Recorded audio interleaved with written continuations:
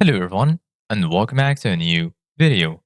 In this video, I'm going to show you guys how you can stop chargebacks in Shopify. Chargebacks can be costly and damaging to your business, but there are several strategies you can use to prevent chargebacks on Shopify by improving your customer service, optimizing your checkout process, and protecting your store from fraud. Here are some practical steps to help you stop chargebacks from occurring. First of all, use fraud prevention tools. Shopify offers built in tools to detect potentially fraudulent orders. Take advantage of those tools and reduce the risk of chargebacks caused by fraud. How to use Shopify's fraud detection tools. Shopify Fraud Analysis.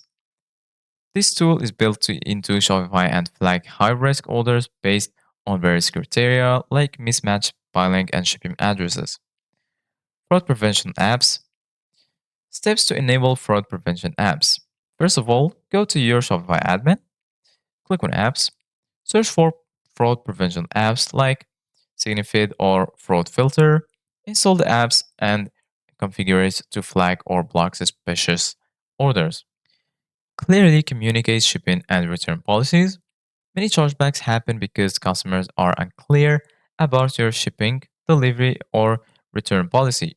Make sure these policies are easy to find and well explained. Provide detailed product descriptions.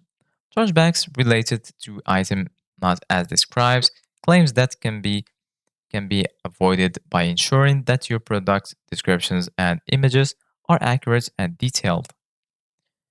Offer excellent customer support. Responsive and helpful customer service can prevent disputes from escalating into chargebacks. Offer multiple ways to customers to contact you and aim to resolve issues quickly. Lastly, use address verification and CVV matching.